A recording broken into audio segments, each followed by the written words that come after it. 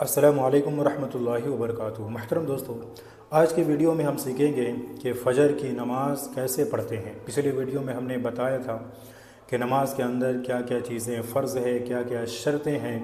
اگر اس ویڈیو کو آپ دیکھ لیے ہوں گے تو آج کی ویڈیو میں ہم نماز شروع کرنے جا رہے ہیں، نماز کا طریقہ سکھانے جا رہے ہیں۔ سب سے پہلے ہم نماز فجر کے بارے میں جانیں گے کہ فجر کی نماز کیسے پڑھی جاتی ہے۔ تو فجر کی نماز میں جیسے کہ پچھلے ویڈیو میں ہم نے بتایا کہ 4 رکعتیں ہوتی ہے، 2 رکعت سنت اور 2 رکعت فرض۔ تو سب سے پہلے ہم سنت کو پڑھیں گے۔ سنت پڑھنے کا طریقہ یہ ہے کہ آپ وضو کر کے قبلہ رخ کھڑے ہو کر نیت کریں کہ نیت کرتا ہوں میں 2 رکعت نماز سنت وقت فجر واسطے اللہ تعالیٰ کے رخ میرا کعبہ شریف کی طرف، اللہ اکبر کہہ کے ہاتھ باندھ لیں گے۔ اس کے بعد آپ ثنا پڑھیں گے، سبحانک اللہم و بحمدک و تبارک اسمک و تعالی جدک و لا الہ غیرک۔ اس کے بعد آپ اعوذ باللہ من الشیطان الرجیم بسم اللہ الرحمن الرحیم پڑھیں گے۔ اس کے بعد الحمد شریف پوری سورہ پڑھیں گے اگر آپ کو یاد ہو۔ اس کے بعد الحمد شریف کے بعد کوئی ایک چھوٹی سی سورت پڑھیں گے جو بھی اچھے طریقے سے آپ کو یاد ہو۔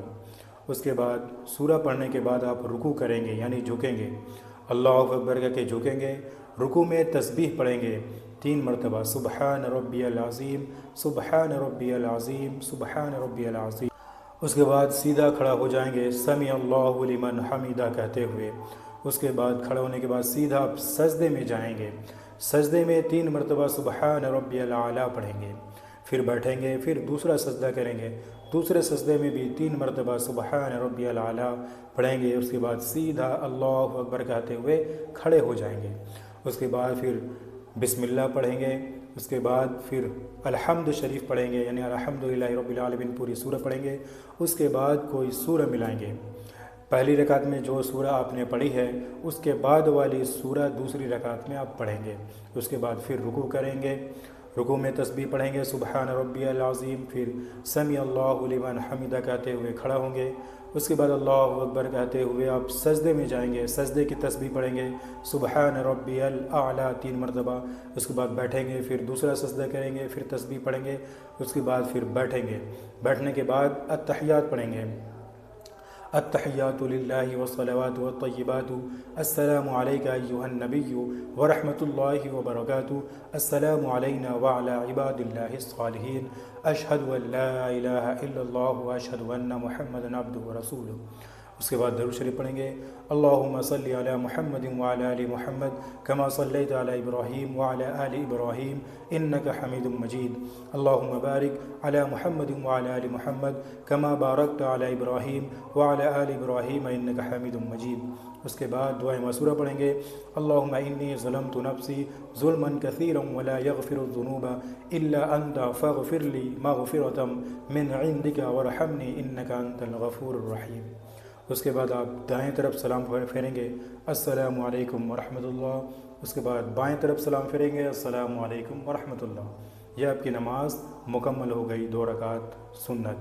اور اس کے بعد 2 رکعت آپ فرض پڑھیں گے تو بہتر طریقہ یہ ہے کہ آپ امام کے پیچھے پڑھیں، جماعت کے ساتھ پڑھیں۔